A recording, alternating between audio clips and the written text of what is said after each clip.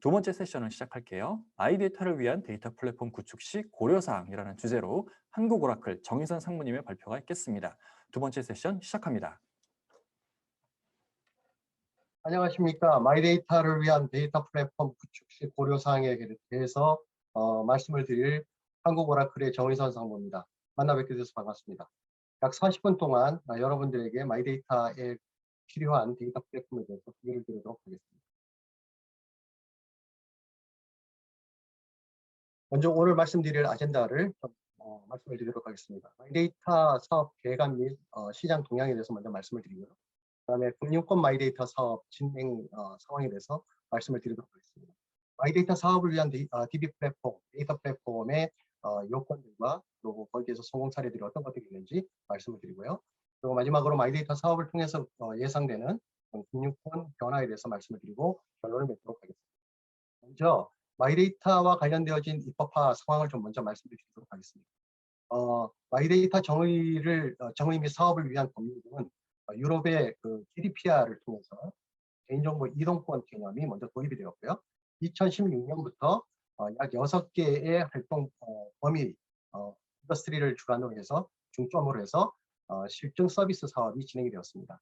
그래서 이제 20년도에 처음으로 마이데이터 추진 공급법인 데이터 3법이 개정이 되었었고요. 그리고 디지털 행정과 관련해서는 민원 처리법이 개정이 되었습니다. 그리고 지금도 계속 추진은 하고 있습니다만은 공공 전반의 마이데이터 그 공급법이 지금 입법화되어서 진행이 되고 있습니다. 데이터 3법을 잠깐 말씀을 드리게 되면 뭐 잘 아시겠지만은 개인정보보호법과 그다음에 신용정보법 이렇게 세 가지를 근간으로 해서 지금 입법되어서 적용이 8월 4일부터 정확하게 이제 시작이 되겠죠. 금융산업 개인 정보 이동권 현황입니다. 실질적으로 이 정보들, 신용 정보를 제공해야 될 그 대상자들과 그리고 제공해야 질 신용 정보들이 어떤 것인지, 그리고 신용 정보를 제공받을 수 있는 그런 대상들은 어떤 것인지 정리가 되어 있고요.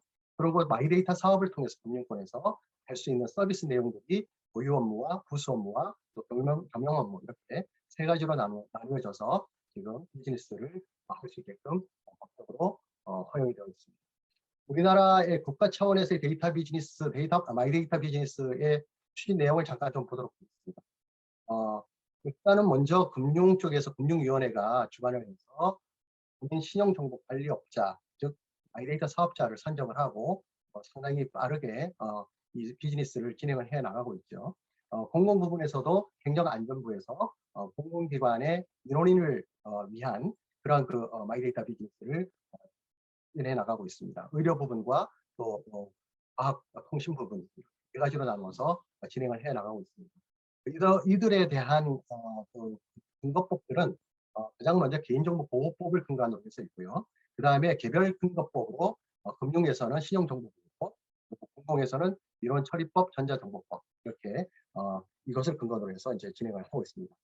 아직까지 이제 전체적으로 표준화가 되지 않았기 때문에 이 표준화에 대한 업계 간의 표준화 활동들이 좀 필요하죠. 그래서 금융과 공공 같은 경우에는 API 인터페이스를 RESTful 프로토콜을 이용하지만 의료 부분에서는 RESTful이나 아니면은 Simple Object 아키텍처 프로토콜까지를 혼용할 수 있게끔 그렇게 지금 되기 때문에 이런 부분들이 좀 정리가 좀 돼야 되고요. 그다음에 개인정보 정보 주체에 대한 인증 부분들이 서로 조금의 차이가 있기 때문에 이런 부분들을 통합하고 표준화해야 되는 그런 상황에 있다고 볼 수가 있습니다. 국가 차원의 마이데이터 빅처를 좀 말씀을 드리게 되면 금융, 그다음에 공공의료, 기타 부분에서 대표 허브를 좀 만들고 그 기관을 통해서 각각 그 인더스트리별의 데이터들, 개인정보들을 모아서 국민들에게 서비스를 하는 그런 형태들 국가 차원에서 지금 준비를 해오고 있습니다. 그래서 2000년도서부터 지금 계속해서 공공과 금융이 연계를 마이데이터를 연계하는 그런 일들을 하고 있습니다. 21년 올해 거기에 의료까지 이제 포함해서 연계를 추진을 하고 있습니다. 그리고 22년에는 민간 산업까지 추진을 해서 진행을 할 계획을 갖고 있고요. 두 번째로 이제 금융권 마이데이터 사업의 진행 현황들을 잠깐 말씀을 좀 드리도록 하겠습니다. 중요한 부분들을 보게 되면 2020년 5월 달에 마이데이터 준비기간이 최종적으로 9곳이 선정이 됐죠. 그리고 그 2020년 8월 6일에 그 63개 예비 허가 신청들이 있었고, 바로 그날 그 다음날 정도에 데이터 전문 기관이 그곳이 선정이 되었습니다. 그리고 이제 올 1월 23일에 마이데이터 사업자가 21곳이 먼저 지정이 되어서 어나운스가 됐고, 그리고 며칠 후에 7곳이 추가로 이제 선정이 되어서 전체 28곳이 마이데이터 사업자로 선정이 되어 있는 상태이고요. 2월 23일에 마이데이터 운영 가이드라인을 발표를 했습니다. 여기에는 마이데이터 지원센터의 개소 부분들이 포함이 되어 있습니다. 참고로는 올해 내에 마이페이먼트 사업이 이제 도입될 예정입니다. 그래서 점점 우리가 마이데이터와 마이페이먼트 등을 통해서 이 금융권의 인더스트리에 상당한 큰 변화가 이제 예상이 되는 그런 상황이라고 볼 수 있습니다.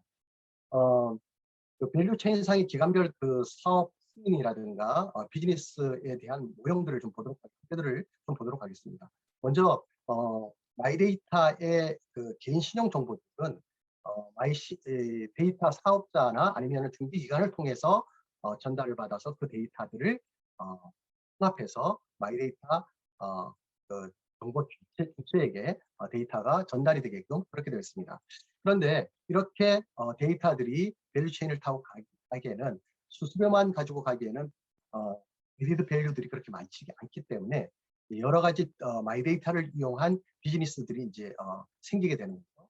그래서 그것을 위해서 가장 먼저 금융보안원에서 그 데이터들의 가명 익명화를 위한 그런 그 준비들, 그 가이드라인을 주고 거기에 맞게끔 가명 익명화해서 유통시킬 수 있게끔 그런 준비들을 해왔었습니다. 그래서 금융 데이터 거래소 한 곳을 지정을 해서 시범 사업을 지금 해 나가고 있고요.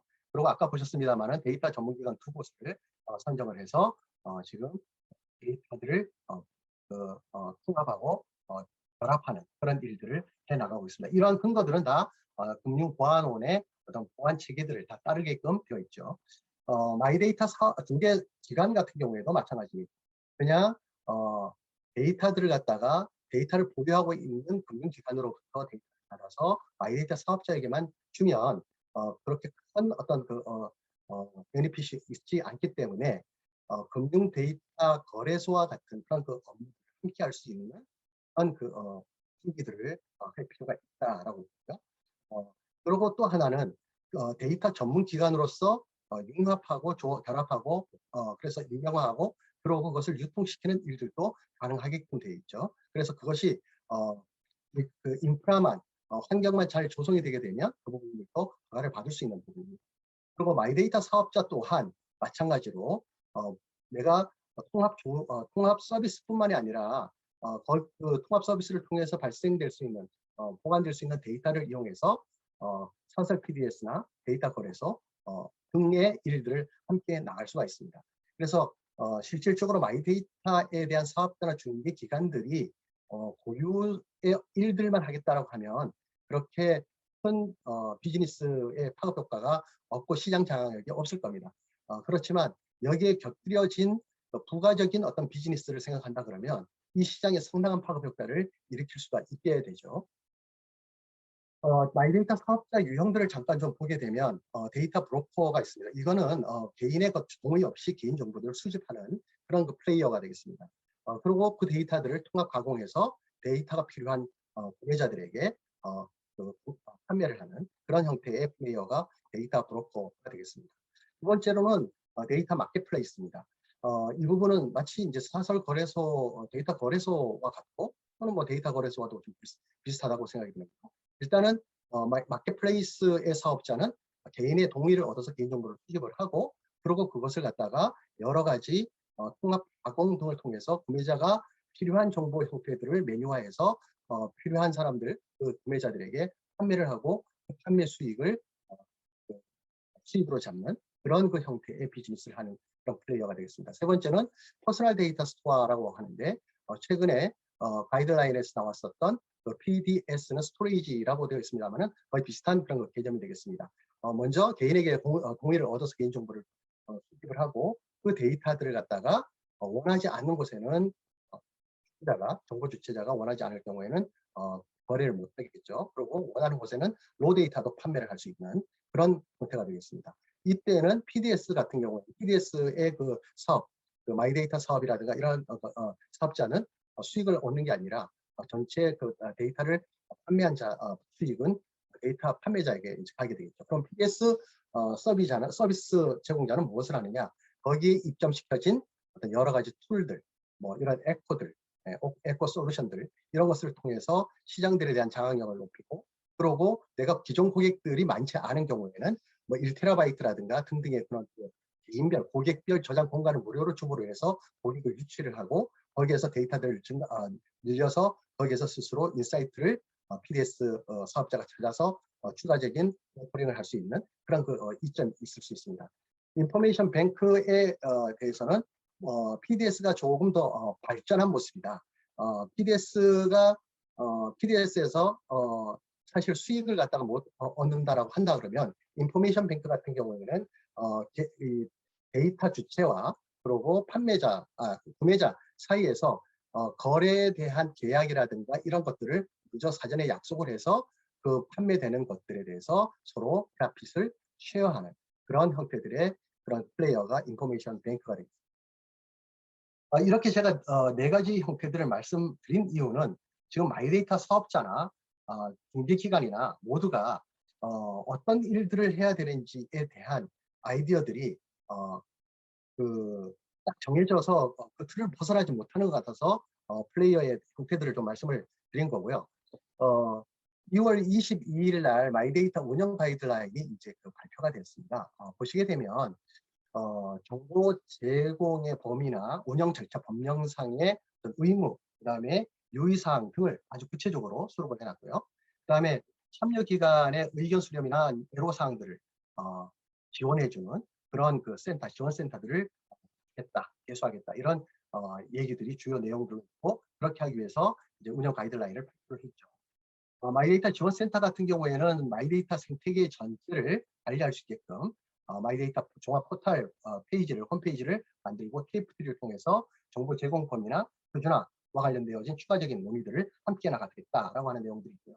그다음에 정보 제공과 관련해서 그동안 상당히 많이 인더스트리들 간의 어떤 이견들이 있었고 그랬는데 일단은 정리가 됐습니다. 그래서 여수신과 관련된 보험, 카드, 전자금융, 그다음에 기타 에리어가 전체 제공되어질 그런 의무를 갖고 있는 데이터 범위들을 디파인을 했고요. 그 다음에 소비자 권리 보호와 관련해서 명확한 동의를 얻어야 된다라고 하는 내용들이 있습니다. 즉 쉬운 용어를 이용하고 그 다음에 시각화 등을 통해서 알고서 동의를 할 수 있게끔 그렇게 해야 되고, 또 정보 보호를 하기 위해서 내가 서비스를 탈퇴를 하겠다라고 할 때 쉽게 탈퇴를 하고 플랫폼에 있는 데이터도 완전히 이제 삭제를 할 수 있게끔 그렇게 준비를 시키게끔 그렇게 해놨습니다. 또 전송 절차와 관련해서도 정보 주체가 정보 제공 기관, 그다음에 수신 기관, 그다음에 대상 정보 이런 것들을 구체적으로 선택을 할 수 있게끔 했습니다. 내가 원하지 않는 곳에 또 내가 원하지 않는 데이터가 갈 수는 없습니다. 이제는. 네. 그래서 정보 주체자로서의 그 권한이 상당히 많이 강해졌고요. 그다음에 정보 전송은 실시간으로 한다. 그다음에 API로 8월 4일 이후부터는 진행을 하겠다. 이런 내용이고요. 물론 금융기관에서 마이데이터 사업자가 아닌 또 다른 금융기관이나 개인에게 마이데이터 개인시정 정보가 전달이 될 때는 금융 종합포탈, 즉 지원센터에 있는 종합포탈의 그 PDS 영역이나 아니면 그 전달되는 금융회사의 PDS 영역에다가 데이터를 보관을 하도록 이렇게 정리해 놓은 상태입니다. PDS는 아까도 좀 말씀을 잠깐 드렸습니다만은 개인 데이터의 저장 공간입니다. 그래서 이 저장 공간에다가 그 개인들이 스스로 데이터들을 만들 수 있게끔도 할 수가 있고, 그리고 이것을 갖다가 필요한 사람들에게 판매도 할 수 있는 그런 그 장소로도 쓰일 수가 있죠. 네. 그리고 마이데이터 지원센터 같은 경우에는 종합 포털을 통해서 어플리케이션들을 개발한 어플리케이션을 테스트할 수도 있게 하고, 또 과금 모델을 만들게 한다든가, 또 고객이 내 데이터가 어디에 어떤 정보가 이렇게 전달이 됐는지 제공됐는지를 한눈에 조회할 수 있게끔 해주는 그런 그 포털이 되겠습니다. 정보 제공 API를 통해서 전달되는 제공되는 신용 정보는 상당히 디파일을 조금은 애매모호한 부분도 있지만은 상당히 정리가 많이 되어 있습니다. 정금업체 같은 경우에는 원래 이제 그 6개 뭐 이렇게 이제 정리가 됐으면 조금 더 그 범위를 갖다가 더 늘려놨고 이랬죠. 대부분을 보면은 계좌 정보라든가 대출 정보, 카드 정보, 또 보험 정보, 그리고 금융 상품 정보, 또 증권 계좌 정보 등등이 다 일목요연하게 디테일한 내용까지도 정리가 되어서 데이터들을 통합 서비스를 받을 수 있게끔 되어 있습니다. 즉, 그 누군가는 이 종합적으로 다 내가 모든 상품을 다 갖고 있다라고 한다면 그 상품들을 다 통합해서 보여줘야 되는 것이 마이데이터 사업자라고 얘기를 할 수가 있겠죠. 국내 기업의 마이데이터 사업 진행 상황을 잠깐 좀 보도록 하겠습니다. 컨설팅 같은 경우에는 사업 모델과 관련해서 컨설팅을 하고 난 다음에 실질적으로 임플리멘테이션 할 때는 PMO 정도밖에 할 게 없다라고 지금 얘기를 하고 있고요. SI 업체 같은 경우에는 빅3 중심으로 제1금융권의 구축 수주전에 뛰어든 상태입니다. 그렇지만 그것도 중소기업체 같은 경우에는 이 금융권을 이제 포커싱하고 있고요. 그렇지만 이 SI 업체들이 상당히 과거처럼 큰 시장을 드라이브하지 못하고 있습니다. SI 역할 일부와 그다음에 분석, 데이터 분석을 통한 그런 그 인사이트를 찾는 일들, 이 정도의 비즈니스 영역을 갖고서 지금 플레이를 하고 있는 상태입니다. 그러면 지금 일단 지금 하고 있는 그런 그 임플리멘테이션 페이스에서의 주 플레이어는 메인 플레이어는 누구냐? 핀테크 API 업체라고 볼 수 있습니다. 그쪽 프로젝트 전체를 다 드라이브 한다고 볼 수가 있습니다. 예산의 60에서 80% 정도를 지금 배당받아서 프로젝트를 하고 있다. 이렇게 볼 수가 있고요. 플랫폼 같은 경우에도 클라우드 업체들과 온프레미스 업체들이 지금 벌이고 있는 상태입니다. 밸류체인 상에 있는 기관별 준비 상황을 좀 보도록 하겠습니다. 정보 제공자들 같은 경우에는 API 시스템 구축에 아주 포커스를 해서 이제 있죠. 그렇지만 가장 중요한 것은 계정의 부하를 줄이기 위해서 이러한 별도의 정보 제공 서버를 갖다가 만들어야 되는데, 시스템을 만들어야 되는데 그 캐파시티 플래닝을 하지 못하고 있는 상황이죠. 그런데 대략적으로 아주 작을 것이다라고만 생각을 하고 있는 것 같습니다. 조금 후에 정보 제공자의 어떤 그 리퀘어먼트를 보고 캐파가 그렇게 작지 않다는 것을 한번 보도록 하겠습니다. 마이데이터 사업자 같은 경우에도 API 시스템 구축에 집중을 하고 있고, 그 다음에 다양한 어떤 그 사업 전개를 위한 그런 그 사업 형태들을 고려한 준비가 좀 필요한 상태라고 말씀을 좀 드릴 수가 있고요. 그 다음에 그 데이터 플랫폼에 대한 요건 파악들이 좀 아직까지 다 안 된 상태. 왜냐하면 엔드 유저들이 제공해주는 그리고 컨설팅 해서 나온 그런 아웃풋들이 거의 일관됐다고 보기 때문에 아직까지는 아주 리퀘어먼트에 맞는 그런 플랫폼들을 다 셋업해 놓은 상태가 아니고 2단계에서 데이터 관리나 분석 뭐 이런 부분들을 집중적으로 할 생각을 하고 있다. 이렇게 말씀을 좀 드리고 싶습니다. 데이터 사업을 위한 그 구축을 위해서 우리가 고려해야 될 사항들을 좀 보면은 제도 수용 부분들도 있고요. 그 다음에 그 제공 서비스 부분, 그 다음에 데이터 가버넌스 부분, IT 인프라 부분 이렇게 이제 볼 수가 좀 있습니다. 그런데 법제도 수용 부분에 대해서는 이제 그 마이데이터 사업자가 그래도 가장 이해도가 좀 충실한 것 같고요. 그리고 나머지 비즈니스 가능 업무라든가 신용정보 관리라든가 주택 보호라든가 이런 부분들에 대해서도 좀 가장 빨리 가고 있는 게 사업자, 마이데이터 사업자이기 때문에 좀 빨리 가고 있지만 수준은 우리가 기대하는 정도는 아니지 않느냐 이렇게 보고 있습니다. 제공 서비스 부분들 또한 마이데이터 사업자들이 좀 다른 그 정보 제공자들이나 아니면 중개 기관들보다는 조금 더 수준이 좀 높을 거다 이렇게 볼 수가 있고요. 가버넌스와 관련해서는 그 고객이 내가 어떤 정보들이 제공이 됐다라든가 아니면 이 정보는 주세요 말아요, 뭐 아니면은 뭐 데이터를 갖다 없애주세요 이런 그 요건들에 대해서 수용할 수 있는 그런 그 체계들이 아직 갖춰지지 않기 때문에 거의 일맥상통하다, 거의 비슷한 수준이다라고 말씀을 드릴 수가 있습니다. IT 인프라와 관련해서는 보안 인증, 권한 이런 부분들에 대해서는 API를 통해서 상당히 많이 준비가 되어 있습니다만은 채널에 대한 어떤 접근 사용이라든가 또는 대용량 네트워크 처리, 벌크 데이터에 대한 어떤 실시간 업데이트 등등에 대해서는 조금 미비한 그런 상태라고 볼 수가 있습니다. 그 마이데이터 표준 IT 인프라를 위해서 또 우리가 좀 한번 좀 봐야 될 전체 프레임워크를 보게 되면 인증이라든가 뭐 인증 같은 경우에는 API를 통해서 이제 처리를 하겠습니다만은 그 고객이 역동적으로 의사 반영을 할 수 있는 그런 유저 인터페이스들, 예를 들면 고객 정보들 제공처, 그다음에 대상 정보의 구체적인 선택, 뭐 이런 부분들에 대해서 시각화를 하고 이것을 선택할 수 있게끔 해주는 그런 인터페이스와 프로세스들, 이런 것들이 정리가 돼야 됩니다. 그리고 개인 데이터 플랫폼에 대해서도 데이터들을 갖다가 관련 계정 정보를 변경 시에 빨리빨리 데이터를 캡처해서 전송하는 일들, 그래서 그것을 API와 연동해서 그 공개기관이나 아니면 사업자들에게 넘겨줘야 되는 일들이 필요하죠. 그렇게 하기 위해서는 먼저 소스단에 있는 N개의 소스 테이블과 그 다음에 변형돼야 될 N개의 타겟 테이블들이 있습니다. 이것을 매핑을 하고 그것을 갖다가 프로그래밍을 해나가는 그런 준비들이 되어 있어야 되고요. 그러고 난 다음에 고객들이 내 데이터가 언제 어떻게 나갔는지에 대한 그러한 그 내용들을 갖다가 히스토리를 가지고 관리를 하고 있어야 되는데, 이런 메타데이터 관리, 그 다음에 데이터 품질에 대한 정확성을 보장을 해줘야 됩니다.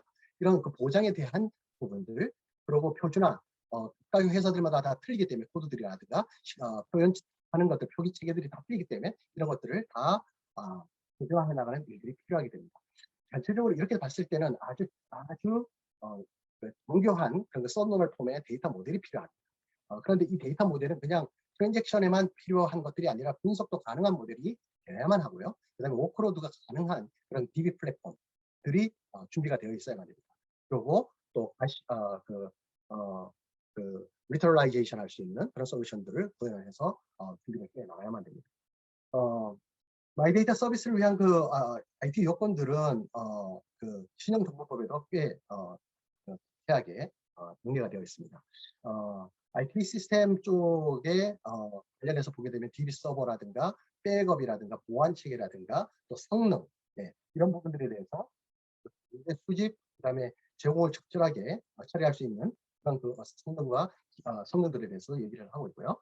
그 다음에 정보 이용자의 확인 체계, 데이터 암호화 등에 대해서도 나열을 해놓고 있습니다. 이제 세 번째는 마이데이터 사업을 위한 데이터 플랫폼 중에 정보 제공자와 그 다음에 마이데이터 사업자, 그리고 기관의 요건들과 그 다음에 요건들 한번 좀 보도록 하겠습니다. 먼저 법률적인 어떤 관점에서 IT 요건들이 무엇이 있을지 보도록 하겠습니다. 정보 이동권의 강화로 이제 마이데이터 사업자 이외에도 고객이 다른 마이데이터 사업자가 아닌 타 금융기관에도 전송을 데이터를 해달라라고 하면 그 데이터들을 줘야 되겠죠. 물론 API가 아니라도 됩니다. 기존에 전문 전송이 되었다, 동시에 됐다라고 하면 그걸 이용을 해도 되겠습니다. 그렇지만 그런 서비스를 했을 경우에는 로깅이 될 수 있게끔 해줘야 되고요. 그 다음에 정보 제공의 대가로 수수료를 산정을 해야 되는데, 이 산정은 고객에게도 받아야 되고 마이데이터 사업자에게도 받는 주기기관으로부터 받아야 되겠죠. 그런데 그러한 것과 관련해서 신속성, 정확성, 안정성에 대한 만족도에 따라서 상당히 고객이 이 회사에서 정보는 날마다 늦어서 못 받더라라는 그런 판단이 있으면 고객은 이탈하게 됩니다. 그래서 이런 부분들에 대해서도 제공자의 입장에서 금융기관에서는 신속하고 정확한 데이터를 줄 수 있게끔 준비를 해야 됩니다. 그리고 정보 제공처, 수신처 제공 정보의 범위를 쉽게 알 수 있도록 정보 제공자인 그런 금융기관들도 준비를 해야 되는 거고요.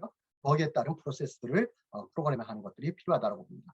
그다음에 워킹그룹에서 제공해 놓은 그런 표준 규격들, 데이터의 표준 규격들, 이런 것들을 맞춰서 변환을 시켜서 표준화된 데이터를 넘겨줄 수 있는 프로그램이 필요하죠. 그다음에 마이데이터 전송 요구권에 따라서 제공 데이터 범위가 해결이 이제 되어 있는 상태죠. 어떤 업역에는 어떤 데이터가 들어가야 될지. 그런데 이러한 데이터들에 맞게끔 내가 은행이다 그러면 그 은행에 맞는 모델링을 바꿔서 그 데이터들을 표준화된 데이터를 넣고 전송을 시켜줄 수 있게끔 환경을 맞춰야만 됩니다. 정보 제공 시스템에 대해서는 별도 구축이 좀 필요하죠. 왜냐하면 계정계의 부하를 최소화하기 위해서입니다. 실시간으로 제공을 해야 된다라고 하는 것들. 그래서 CDC와 관련되어진 그런 준비를 해야 되는 거고요. 그리고 그 마이데이터 서비스 외에 추가적인 서비스, 아까 이제 다른 타기관에다 보내준다라든가 이런 것들에 대해서도 캐파시티 플래닝에 넣어야 되고요. 그다음에 빌링이라든가 이런 부분들에 대해서도 캐파시티 플래닝에 넣어야 되겠죠. 그다음에 변환이라든가 이런 것들과 관련된 트랜잭션들도 염두에 둬야 되고요. 그다음 표준화도 마찬가지입니다.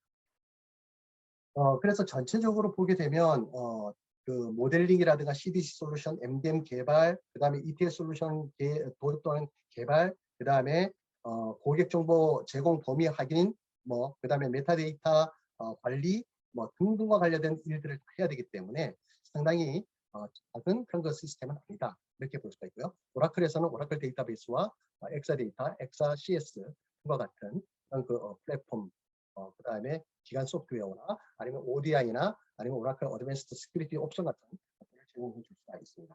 마이데이터 사업자 같은 경우에는 정보 제공의 유료화 때문에 서비스 만족도라든가 추가 정보 제공, 그다음에 유저 프렌들리 인터페이스 등이 상당히 큰 어떤 경쟁력을 가지고 갈 것이다, 이렇게 생각이 들고요. 그래서 이러한 부분들에 대해서도 이제 염두에 두고 프로그램을 해야 되고, 아까도 이제 그 정보 제공에 대한 어떤 그런 제공자, 수신자, 정보 범위 이런 것들에 대해서도 동의가 되고 그것을 관리가 돼야 되기 때문에 그러한 시스템들을 어플리케이션들을 개발을 해야 됩니다.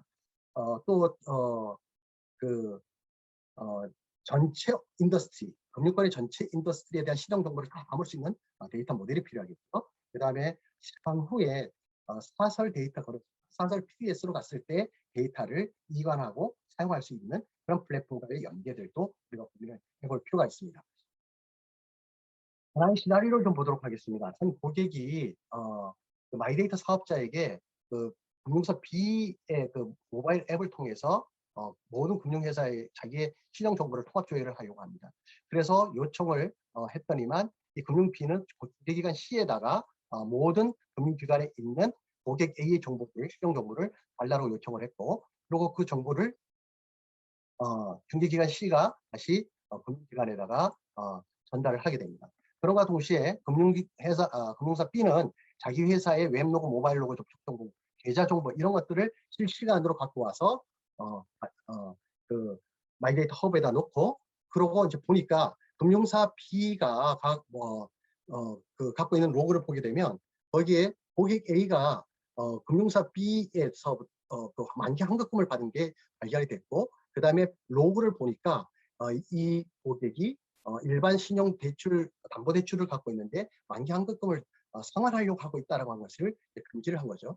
그래서 즉시적으로 금융사 B는 이것을 갖다가 택티컬한 스코어를 돌립니다. 일반 신용 대출에 대한 스코어링을 돌리고, 그 결과를 갖다가 고객이 가장 적합한, 고객이 좋은 그런 오퍼링을 하게 됩니다. 그리고 그것을 CMS 캠페인 매니지먼트 시스템에 등록을 하고 전 채널이 이 고객이 어떻게 들어오든 간에 다 대응을 할 수 있게끔 해놓은 거죠. 자, 이렇게 하기 위해서는 첫 번째로는 멀티 세션, 상당히 많은 사람들이 들어올 거고, 그 다음에 채널계, 계정계, 중복계에서 실시간으로 데이터가 업데이트가 되고, 그 다음에 그것이 집적이 되고 로딩이 돼야 되겠죠. 그리고 중개기관으로부터 들어오는 리얼타임 데이터들도 뻘크로 데이터가 들어올 가능성이 많고요. 그것들도 다 수용을 해야 됩니다. 그리고 자체적으로 갖고 있었던 정보들도 데이터 표준화해서 같이 머지를 해야 되겠고, 그 다음에 아까 보신 대로 PFM을 위한 어떤 리얼타임성 멀티스코어링에 대한 배치 프로세싱이 돌아가야 됩니다. 이러한 일들은 데이터 보호가 가능한 그런 것들이 돼야 되고요. 그 다음에 이벤트 베이스드 프로세싱이 돌아갈 수 있는 트리거링 역할들의 어떤 프로그램이 또 이제 함께 있어야 되겠죠. 오라클에서는 보신 바와 같이 시큐리티라든가 DB라든가 그 다음에 하드웨어라든가 등에 대한 솔루션들을 제공을 해주고 있고, DR이 되게 중요하기 때문에 DR 체계들도 액티브 데이터 가드를 통해서 구현을 할 수 있게끔 해놨습니다.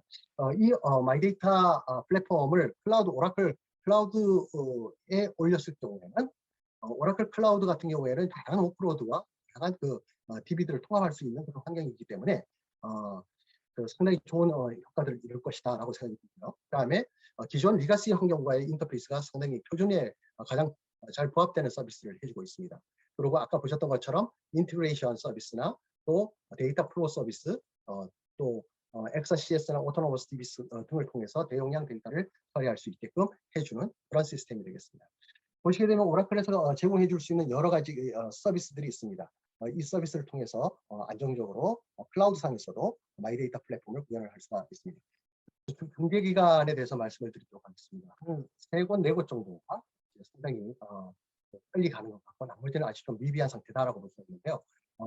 먼저 옥권을 대표하는 기관에다가 이 중개기관으로서 지정을 해준 거고, 그래서 지정에 의해서 서비스가 가능한 것입니다. 그래서 함부로 누구나 할 수 있는 게 아닙니다. 허가를 받을 수 있는 게 아닙니다. 그래서 상당히 좋은 조건이다. 근데 가장 많은 사업 기회를 창출할 수가 있음에도 불구하고, 예, 그렇기 때문에 마이데이터 사업자들이 견제가 심함에도 불구하고 아이디어가 그렇게 많지가 않기 때문에 어떻게 해야 될지를 많이 고민을 하고 계시다. 이렇게 말씀을 드릴 수가 있습니다. 회원사의 대부분이 이제 회원사를 갖고 있기 때문에 회원사의 개인 시정 정보를 계정계에서 보유하는 경우는 거점 중개기관, 즉 다른 마이데이터 사업자가 아닌 그런 기관에다가 데이터를 줘야 되는 그런 데이터 제공자로서의 역할을 해야 됩니다. 그리고 마이데이터 사업자가 중개기관을 선택할 권한이 있기 때문에 내 회원이라고 해서 바로 나를 통한다라고 하기에는 어렵다. 예, 그래서 경쟁력이 없으면 위험하다 이렇게 생각을 하시면 되겠습니다. 마이데이터 전송 요구권에 대해서도 그 범위라든가 이런 것들이 다 정리가 되어 있기 때문에 이런 부분들에 대한 모델링이라든가 또 인티그레이션 할 수 있는 환경들이 필요한 상태입니다. 사업들을 얼마든지 확대해 나갈 수 있게끔 지금 법을 입법화하고 준비를 하고 있는 상태이기 때문에 일단은 브릿지 역할만 하겠다. 다른 중개기관을 통해서 브릿지 역할만 하겠다. 이렇게 하면은 조금 나에게 들어온 그런 아주 중요한 사업 기회를 놓치는 거니까 사설 데이터 거래소라든가 또 전문 기관이라든가 이런 것들을 이용해서 가명 임명한 정보들을 판매하고 융합하고 이런 서비스를 해 나갈 수가 있습니다. 중개 수수료에 대한 경쟁력 확보를 위한 준비들이 좀 필요하고요. 그 다음에 농협상호 같은 경우는 중개기관이지만 마이데이터 사업자이죠. 즉 마이 사업자로서도 허가를 받게 되면 상당히 많은 마이데이터의 밸류체인 전체를 다 가질 수 있는 그런 기관이 바로 중개기관이 되겠습니다. 그래서 이런 부분들에 대해서도 좀 고민을 해야 될 필요가 있고요. 새로운 DB 플랫폼을 구축하고 물리적인 어떤 환경을 만들어가는 것들이 바로 새로운 사업들을 허가를 받을 수 있는 중요한 그런 필요가 될 수가 있습니다. 그리고 중간 업계 서비스를 하기 위해서는 RAC 구조 또는 DR 아키텍처를 당연히 가져가야 되는 거고요. 그래서 온프레미스로 우리가 중개기관을 구현을 했을 때라든가 또 클라우드를 했을 때 오라클에서는 모든 부분들에 대해서 서비스를 공유해 줄 수가 있게 되겠습니다. 다음은 마이데이터 사업으로 예상되는 금융권 변화에 대해서 말씀을 좀 드리도록 하겠습니다. 먼저 시장 선점이 시장을 리딩할 것이다. 그래서 1단계 1차로 28개 마이데이터 사업자가 상당히 중요한 위치를 정했다. 왜냐하면 사용함으로써 익숙해짐으로 인해서 이 고객은 마이데이터 사업자의 리텐션 돼서 계속적으로 남아있을 가능성이 많죠. 그런데 28개 중에서 내가 리딩을 하려면 어떻게 할까? 직관적으로 알 수 있는 사용하기 쉬운 유저 인터페이스라든가 또 부가적인 어떤 서비스들에 의한 만족도가 높다라든가 또는 정보 주체에게 주는 추가적인 베네핏들이 좀 있어야 되겠죠. 가격 경쟁력에 있어서도 중요한 그런 사업자가 가격 경쟁도 상당히 중요하다고 생각이 됩니다. 수수료가 유료화가 되면 시장이 재편이 될 것입니다. 싼 곳으로 일단 가고 싸면서 부가적인 서비스가 만족도가 높으면서 유저 프렌들리한 인터페이스를 제공한다. 거기에다가 정확성과 신속성이 더 있다. 그러면 그럴 겁니다. 그래서 이런 프라이싱 정책에 대해서 고민이 상당히 많이 돼야 될 거고요. 신속, 정확, 안정적 서비스 제공 사업자가 시장을 리딩을 할 것입니다. 신속하고 정확한 정보, 그래서 표준화, DQ 이런 것들이 상당히 필요한 거고요. 중단 없어야 되는 거고, 그리고 특정적인 서비스들이 필요한 거죠. 경제적으로 도움이 되는 레코멘드들, 그러니까 자산 운영과 관련된 부분들 이런 것들이 좀 뛰어난 그런 뭔가 좀 하된 그런 서비스를 제공해주는 것이 필요하다라고 보고요. 개인정보 이동권 대응 능력이 있는 그런 것이 일단은 꽤 중요할 것 같습니다. 열람 청구권이라든가 정보 주체 동의 내용에 대한 조회라든가 수정 요구 이런 것들이 바로바로 응대가 될 수 있는 그런 사업자가 돼야 됩니다. 그리고 정보 제공 범위의 설정이라든가 이런 것들도 수월하게 이루어지면 아무래도 마이데이터 사업자를 이용하려고 하겠죠. 마이 페이먼트 사업이 시작이 되면 시장은 상당히 많이 바뀔 거고 어쩌면 시장의 분수령이 될 것이다 라고 생각이 듭니다. 왜냐하면 이제는 이 금융사를 왔다 갔다 할 이유가 없다. 내가 결제를 한다든가 페이먼트를 하기 위해서 돈을 갖다가 여기저기 다니면서 돈을 모아서 페이먼트 할 필요도 없고, 예, 그것을 대행을 해주고 그렇기 때문에 나는 내가 가장 마음에 드는 그런 그 예, 사업자나 가장 마음에 드는, 예, 인터페이스 등을 이용해서 사용을 할 겁니다. 그래서 어떻게 보면 마이 페이먼트가 시행되게 되면 모든 금융 거래가 하나의 앱에 통합될 수가 있다. 아주 심각한 얘기입니다. 그래서 이런 부분들에 대해서도, 예, 그 중요시 고민을 해야 될 것 같고요. 고객의 행동 분석이 안 되는 곳에는 일단 이 맞춤형 마케팅이 안 되죠. 즉 채널에 접근을 하지 않으면 그 금융기관은 상당히 어려워지게 되죠. 그래서 마이데이터 사업을 쉽게 생각하지 마시고 조금 더 내가 해야 될 플레이가 어떤 것들이 있는지 고민을 하시게 되면 상당히 많은 사업 오퍼튜니티를 찾으실 수가 있을 겁니다. 그런데 이 사업 오퍼튜니티를 위해서 우리가 고민을 해야 될 것이, 지금은 API만 생각을 하고 있습니다만은 데이터 관점에서도 우리가 생각을 해야 된다. 예, 보안이라든가 데이터의 어떤 그 추출, 변환, 로딩의 적시성과 또 스토어성, 그 다음에 인메모리 처리를 통한 표준화의 룩업 테이블의 어떤 상주, 그 다음에 인DB를 통한 어떤 분석 그, 그, 어, 그 프로그램들의 어떤 러닝 뭐 이런 것들이 꽤 중요할 것 같고요. 또 확장성, 안정성, 그 다음에 보안, 성능 이런 것들이 검증된 데이터 기반들을 두고 가는 것이 되게 중요할 것 같아요. 이렇게 보고요. 보통 특히 이제 또 각각을 보게 되면 정보 제공 서버는 아까도 보셨습니다만은 그렇게 작은 서버다. 이 정도면 될 거다라고 생각하기에는 프로세스가 상당히 많았었습니다. 그래서 CDC 로딩, 데이터 표준화, 뭐 그다음에 제공 이력 등등에 대한, 예, 그다음에 고객에 대한 어떤 추가적인 그런 그 요구 사항들 이런 것들을 다 커버를 해야 되고, 그다음에 마이데이터 플랫폼 같은 경우에는 OLTP 업무, 벌크 로딩, 스코어링, 배치, 멀티 유저, 데이터 표준화 지원, 프로세스 지원이죠. 또 데이터 변화의 프로세스를 지원하고 또 데이터 서비스의 이력 관리 뭐 이런 것들을 다 할 수 있는 환경이 돼야 됩니다. 그리고 마찬가지로 인DB 분석과 그다음에 인메모리 형태들을 갖추는 그런 그 데이터 플랫폼이 필요할 거고, 중개기관 같은 경우에도 외부 연계가 염두에 둔 그런 그 플랫폼을 있어야 된다. 그래서 향후 데이터 거래소 연계라든가, 예, 이건 사설 데이터 거래소 되겠죠. 또 향후 전문기관의 사설 전문기관이겠죠. 이렇게 이제 업무가 비즈니스가 확장됐을 때 확장되는 그런 인터페이스가 수월한 그런 환경들을 갖고 있어야 될 것이다 라고 보고요. 전체적으로 봤을 때 데이터 전문 회사의 플랫폼, 솔루션, 개발, 가이드라인, 그리고 협업 이런 것들이 이제부터는 중요합니다. 그래서 항상 저희들에게 고민하고 계신 부분들을 공유를 하고 가장 최선의 그런 그 플랫폼을 만들어 갔으면 좋겠습니다. 그동안 경청해 주셔서 감사합니다. 마치도록 하겠습니다. 감사합니다. 자, 두 번째 세션이 끝났습니다. 상당히 긴 내용이었는데 첫 번째 세션과 겹치지 않는 선에서 간단하게 주요 내용 위주로 요약을 해보겠습니다. 자, 먼저 국가 차원의 마이데이터 서비스 이 장표에서 아마 앞서서도 보셨겠지만 이 마이데이터에 관련된 사업 같은 경우에는 국내가 유럽에 대비해서 좀 많이 늦었다고 언급을 해주셨습니다. 유럽 같은 경우에는 GDPR 이후 그리고 뭔가 확산이 됐었고 국내에도 이 이후에 작년에 데이터 3법이 통과가 됐죠. 그 이후로 마이데이터 서비스의 법률적인 토대가 마련이 됐다라고 보시면 되는 거고요. 현재 공공과 금융권에 대한 연계를 시작으로 가장 활발히 진행이 되고 있고 향후에 공공, 금융, 의료, 민간 사업으로 마이데이터 서비스가 확장될 예정입니다. 오픈 뱅킹이 가장 쉽게 접하실 수 있는 마이데이터 서비스라고 보시면 됩니다. 아마 지금 사용하고 계신 모바일에서 사용하고 계신 스마트 뱅킹에서 로그인 하셨을 때 다들 아마 팝업 광고 많이 보셨을 거예요. 다른 은행에 있는 계좌를 조회하는 데 동의를 해주겠느냐? 동의하면은 무언가 혜택을 드리겠다. 그게 바로 오픈 뱅킹이고 마이데이터에 관련된 사업입니다. 자, 마이데이터 사업자 유형은 크게 네 가지로 나눌 수 있습니다. 첫 번째 데이터 브로커, 그리고 데이터 마켓플레이스, 퍼스널 데이터 스토어, 인포메이션 뱅크가 있는데 이 중에서 데이터 브로커 같은 경우에는 국내에는 한국데이터진흥원의 데이터 바우처 사업이 있고요.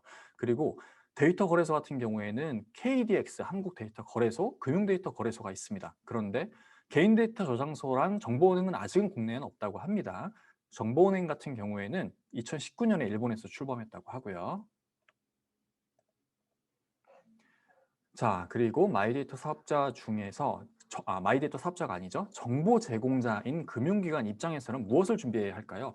2018년 기준의 360개 금융기관 같은 경우에는 향후에 이제 마이데이터 전송 요구권에 대응을 할 필요가 생겼습니다. 그래서 이런 금융기관들은 고객의 데이터를 어찌됐든 가장 많이 가지고 있는 그런 기관이잖아요. 그러다 보니까 당연히 고객의 데이터를 안전하게 보호를 해야 하고요. 그리고 고객이 요청했을 때 바로바로 그 고객의 데이터를 타 기관으로 전송을 해줘야 됩니다. API로. 그거를 실시간으로 전송을 해줘야 되는데 이런 기술을 구축을 해서 준비를 하고 있어야 됩니다. 그런 기술들이 무엇이 있을까요? 데이터의 집적, 그리고 변환, 표준화, 데이터 품질 관리, 전송 이력을 저장하는 등 API로서 데이터를 전송하기 전에 해야 할 모든 일들을 이런 금융기관에서는 준비를 하고 있어야 됩니다. 그렇다면 마이데이터 사업자는 무엇을 준비해야 할까요? 마이데이터 사업자들 같은 경우에는 곧 정보 제공이 유료화될 때를 대비해서 비용을 절감을 해야 될 필요성이 있겠죠. 그리고 자신들의 사업 모델 경쟁력을 끌어올리기 위해서 가격 경쟁력을 올리기 위한 프라이싱 모델이 필요할 겁니다. 그리고 중요한 건 이거 같아요. 마이데이터 사업을 넘어서 데이터를 이제 대량으로 유통할 수 있는 길이 열리는 거잖아요. 그런 상황까지를 고려한 아키텍처, 그리고 그 아키텍처를 구현할 수 있는 플랫폼이 필요해질 것입니다. 그렇다면 그런 플랫폼은 어떻게 구축을 해야 될까요? 첫 번째 세션에서도 언급을 해드렸지만 오라클은 기존에 오랫동안 이 데이터를 다루는 데 있어서는 뭐 백문이불여일견 그런 넘버원 글로벌 사업자라고 할 수 있습니다. 그 중에서도 이런 데이터베이스뿐만 아니라 데이터베이스에서 데이터를 수집하고 처리하고 분석하고 그런 예측까지 할 수 있는 다양한 기능들이 오라클 클라우드에 올라와 있죠. 그 OCI에 이런 마이 데이터 플랫폼을 위한 OCI의 핵심 요소가 두 가지가 있는데 그게 바로 왼쪽에 보시는 어토너머스 DB 그리고 오른쪽에 보시는 DBCS입니다. 그리고 또 하나 중요한 거 OCI는 금융보안원 평가 결과 중에서 140개를 충족을 했다고 해요. 한 개만 미충족이라고 합니다. 네, 금융보안원 평가 결과 아주 안전한 그런 사업자로 평가를 받았기 때문에 마이데이터 사업 주체와의 원활한 연계가 충분히 가능할 거로 예상이 됩니다. 자, 그래서 결론입니다. 고객은 아무래도 자기가 제일 익숙하고 사용하기 간편한 서비스를 통해서 이런 마이데이터에 연관된 사업을 이용하고 싶어 할 겁니다. 여러 사업자가 있음에도 불구하고 내가 이용하기 편한 UI, UX가 나한테 편하고 나한테 빨리빨리 데이터를 제공해주고 정보를 제공해주는 그런 서비스를 이용을 할 거란 말이죠. 그렇다면 마이데이터 사업자들은 그런 고객들을 사로잡기 위해서 어떻게 해야 할까요? 다양한 채널에서 고객 데이터를 수집할 수밖에 없기 때문에 이런 다양한 데이터들을 하나의 애플리케이션에서 빠르게 조회하고 처리할 수 있도록 해야 합니다. 이게 바로 혼합된 워크로드를 처리해야 된다는 거거든요. 그래서 대량의 다양한 유형의 데이터를 얼마나 안정적으로 빠르게 처리할 수 있느냐가 관건이 될 거고요. 즉 뛰어난 성능과 높은 보안성을 겸비한 플랫폼인 오라클의 엑사데이터와 오라클 DB 이게 올라가 있는 오라클 클라우드가 마이데이터를 위한 가장 적합한 데이터 플랫폼이다 라고 결론을 내릴 수 있겠습니다. 자, 오늘의 세션 요약은 여기까지고요. 지금 벌써 시간이 3시가 넘었는데 마지막으로 하나만 더 보여드릴게요. 아까 제가 이벤트 하나를 소개해 드릴 거라고 말씀을 드렸었잖아요. 자, 잠깐 이렇게 됐네요. 자, 한국 오라클 유튜브 채널을 오셔서 커뮤니티를 누르시면 지금 보이시죠? 네, 지금 아마 보이실 텐데 잠깐 화면이 바뀌었네요. 잠시만 기다려 주십시오. 화면이 제가 다시 해야 될 것 같은데요. 죄송합니다. 자, 지금 보이실 겁니다. 여기 유튜브에서 한국 오라클 채널로 들어오셔서 커뮤니티에 가시면은 요 페이지가 있습니다. 오라클 웨비나 참여 구독 이벤트라고 있고요. 여기에 보시면 어제 웨비나에 이렇게 많은 분들이 댓글을 남겨주셨어요. 오늘 웨비나에 참여해 주신 분들도 마찬가지로 이렇게 댓글을 남겨주시기 바랍니다. 댓글을 남겨주시는 분들 전원에게 오라클 스티커를 기념품으로 보내드릴 거니까 많은 참여 부탁드립니다. 그리고 이제 곧 줌 화면에서 설문이 진행이 될 예정입니다. 설문에도 많은 참여를 부탁드리고 다시 한번 말씀드리지만 설문조사가 끝나고 회의에서 이 줌에서 나가게 되면 한 번 더 설문이 진행이 됩니다. 그 만족도 조사에도 반드시 참여를 부탁드립니다. 그리고 혹시 오늘의 웨비나를 중간부터 들어와서 무슨 내용인지 많이 놓쳤다 싶으신 분들은 조금 전에 보여드렸던 한국 오라클 유튜브 채널로 오셔서 등록되는 다시 보기 영상을 통해서 보시기 바라고요. 이전 웨비나들도 다시 볼 수 있습니다. 저희가 준비한 내용은 여기까지고요. 다음에 더 좋은 내용을 가지고 웨비나로 돌아오겠습니다. 끝까지 시청해 주셔서 정말 고맙습니다. 감사합니다.